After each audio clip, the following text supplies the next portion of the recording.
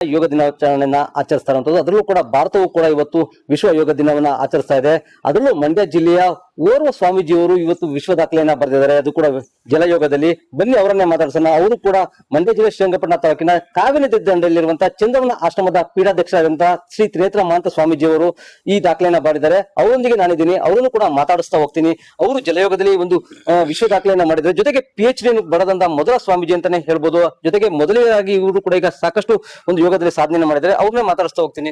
ಗುರುಗಳಿಗೆ ನಮಸ್ತೆ. ಜೊತೆಗೆ ನಿಮಗೂ ಕೂಡ ಏನು ಈಗ ಇವತ್ತು ವಿಶ್ವ ಯೋಗ ದಿನಾಚರಣೆ ಆಚರಣೆ ಮಾಡ್ತಿದ್ವಿ. ನೀವು ಕೂಡ ವಿಶ್ವ ಯೋಗ ದಿನದಲ್ಲಿ ಈಗಾಗಲೇ ಕೂಡ ಯೋಗದಲ್ಲಿ ಕೂಡ ದಾಖಲೆ ಬರೆದಿದೆ, ಅದು ಕೂಡ ಜಲಯೋಗದಲ್ಲಿ ದಾಖಲೆಯನ್ನ ಬರೆದಿರುವಂತದ್ದು. ಯಾವ ದಾಖಲೆಯನ್ನ ಮಾಡಿದಿರಿ ಗುರುಗಳೇ, ಮತ್ತೆ ಇಷ್ಟ ಆಸನಗಳನ್ನ ಈ ಒಂದು ಉತ್ತರ ಮಾಡಿದಿರಿ? ಬಹುಶಃ ನನ್ನ ಜಲಯೋಗವನ್ನ ನೋಡಿ ಯೋಗ ಯೂನಿವರ್ಸಿಟಿ ಆಫ್ ಅಮೆರಿಕಾ ಇದನ್ನ PhD ನೀವು ಮಾಡಲೇಬೇಕು ಸ್ವಾಮೀಜಿ ಅಂತೇಳಿ ನನಗೆ ಬಹಳ ಒತ್ತನ್ನ ಕೊಟ್ಟರು. ನನಗೇನು PhD ಬೇಡ ಅಂತ ಹೇಳಿದ್ದೆ ನಾನು. ಬಹಳಷ್ಟು ಅವರು ಕೇಳ್ಕೊಂಡಿರೋದ್ರಿಂದ ಅದನ್ನ ಸಬ್ಜೆಕ್ಟ್ ರೆಡಿ ಮಾಡಿಕೊಟ್ಟೆ. ಅದಕ್ಕೆ ಆ ಒಂದು ಸಬ್ಜೆಕ್ಟಿಗೆ ಪ್ರಥಮ ಬಾರಿಗೆ ಒಂದು PhD ಆಗಿರುವಂಥದ್ದು ಒಂದು ಹೆಗ್ಗಳಿಕೆ. ಅದಾದ್ಮೇಲೆ 2019 ನಮ್ಮ ಮಂಡ್ಯ ಜಿಲ್ಲೆಯಲ್ಲಿ PS ಕಾಲೇಜಲ್ಲಿ ಸ್ವಿಮ್ಮಿಂಗ್ ಪೂಲ್ ಅಲ್ಲಿ ಯೋಗವನ್ನ ಪ್ರದರ್ಶನ ಪ್ರಥಮ ಬಾರಿಗೆ ಮಾಡಿ ತೋರಿಸಿದೆ. ಎಲ್ಲರಿಗೂ ನಾನು ಮಾಡ್ತೀನಿ ಅಂತ ಗೊತ್ತಾಗಿದ್ದೆ ಆವಾಗ. ಅದಾದ್ಮೇಲೆ ಆ ಒಂದು ಯೋಗವನ್ನ ಇಟ್ಕೊಂಡು ಗ್ಲೋಬಲ್ ವರ್ಲ್ಡ್ ರೆಕಾರ್ಡ್ ಅವರು ಒಂದು ವಿಶ್ವ ದಾಖಲೆಯನ್ನ ನಂದು ಈ ಫೆಬ್ರವರಿ 1ನೇ ತಾರೀಕು ನನಗೆ ಸಮರ್ಪಣೆ ಮಾಡಿದ್ದಾರೆ. ಇವೆರಡೂ ಸಮರ್ಪಣೆ ಆಗಿರುವಂಥದ್ದು ತುಂಬಾ ಸಂತೋಷ. ಆದರೆ ನನಗೇನಂತಂದ್ರೆ ಈ ನನಗ್ ಬಂದಿದೆ ಅನ್ನೋದಕ್ಕಿಂತನೂ ಇದು ನನ್ನ ದೇಶಕ್ಕೆ ಬಂದಿದೆ ಅಂದ್ಕೊಳ್ತೀನಿ, ಧರ್ಮಕ್ಕೆ ಬಂದಿದೆ ಅಂತ ಅನ್ಕೊಳ್ತೀನಿ. ನನ್ನ ಯಾವುದೇ ಸಿಕ್ಕಿದ್ರು ಸಹ ನನ್ನ ದೇಶ ಮತ್ತು ನಾನು ಅಂದ್ರೆ ದೇಶ ಅಂದ್ರೆ ನಾನು ಅಂತ ತಿಳ್ಕೊಂಡಿದ್ದೀನಿ. ಧರ್ಮ ಅಂದ್ರೆ ನಾನು ಅಂದ್ರೆ ಧರ್ಮ ಅಂತ ತಿಳ್ಕೊಂಡಿದ್ದೀನಿ. ಹಾಗಾಗಿ ನನಗೇನು ಸಿಕ್ಕಿದ್ರು ಅದು ಧರ್ಮದ್ದು ಮತ್ತು ದೇಶದ್ದು ಅಂತ ನಾನು ಭಾವಿಸ್ಕೊಳ್ತೇನೆ. ಗುರುಗಳೇ, ಇವತ್ತು ನೀವು ಜಲಯೋಗದಲ್ಲಿ ಮಾಡುವಂತಹ ಸಾಧನೆ ಸಾಕಷ್ಟು ಈಗ ವಿಶ್ವ ದಾಖಲೆ ಆಗಿದೆ. ಈ ಜಲಯೋಗದಲ್ಲಿ ನೀವು ಎಷ್ಟು ಆಸನಗಳನ್ನ ಮಾಡ್ತೀರಿ, ಮತ್ತೆ ಈ ಜಲಯೋಗನ ಎಷ್ಟು ಗಂಟೆಗಳ ಪ್ರದರ್ಶನ ಮಾಡ್ತೀರಿ?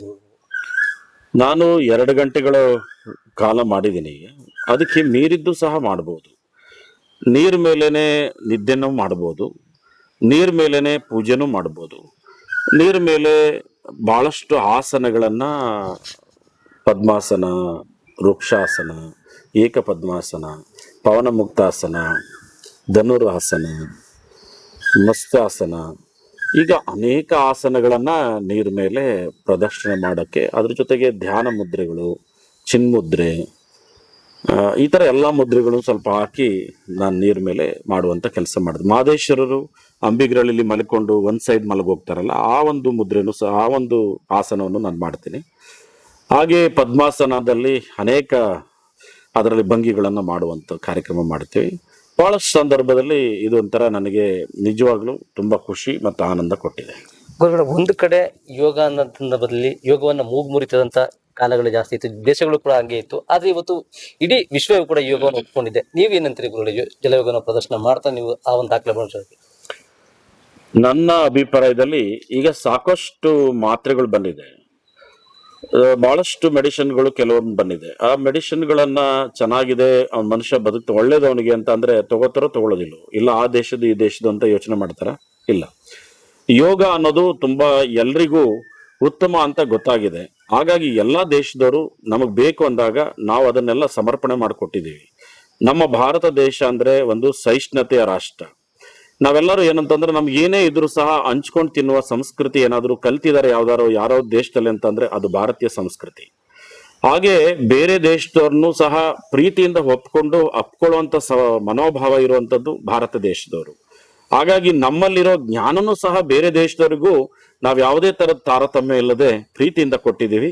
ಸೊ ಪ್ರೀತಿಯಿಂದನೇ ನಾವು ಆ ಯೋಗವನ್ನ ನಮ್ಮ ನರೇಂದ್ರ ಮೋದಿಜಿಯವರು ವಿಶ್ವ ಯೋಗ ದಿನಾಚರಣೆಯನ್ನು ಏಕಕಾಲದಲ್ಲಿ ಎಲ್ಲರೂ ಆ ಸಮಯಕ್ಕೆ ಮಾಡುವಂತ ಒಂದು ಕಾರ್ಯಕ್ರಮ ಮಾಡಿಕೊಟ್ಟಿದ್ದಾರೆ. ನಿಜವಾಗ್ಲೂ ಇಷ್ಟು ವರ್ಷ ತಗೊಳ್ತಲ್ಲ ಅನ್ನೋದು ಒಂದು, ಈ ನರೇಂದ್ರ ಮೋದಿಯವರು ಬಂದು ಈ ಒಂದು ಕಾರ್ಯಕ್ರಮ ರೂಪಿಸ್ಕೊಟ್ರಲ್ಲ ಅನ್ನೋದಕ್ಕೆ ನಾನು ಎಲ್ಲ ಯೋಗ ಬಂಧುಗಳ ಪರವಾಗಿ ನನ್ನ ಪ್ರಧಾನಮಂತ್ರಿ ನರೇಂದ್ರ ಮೋದಿಯವರಿಗೆ ಹೃದಯಪೂರ್ವಕವಾಗಿ ಅಭಿನಂದಿಸ್ತೇನೆ. ಇದಿಷ್ಟು ಸ್ವಾಮೀಜಿಗಳ ಮಾತು. ಏನೀಗಾಗಲೇ ಕೂಡ ಜಲಯೋಗದಲ್ಲಿ ಸಾಕಷ್ಟು ಒಂದು ದಾಖಲೆ ಜೊತೆಗೆ ಒಂದು PhD ಬರೆದಿರುವಂತ ಮಾಡಿರುವಂತಹ ಈ ಸ್ವಾಮೀಜಿಗಳು ಹೇಳುವಂತಹ ಮಾತಾಗಿರುವಂತ. ಮಂಡ್ಯದಿಂದ Raghavendra Ganjam, guarantee news. Guarantee news, ಸುದ್ದಿ ಖಚಿತ, ನ್ಯಾಯ ನಿಶ್ಚಿತ.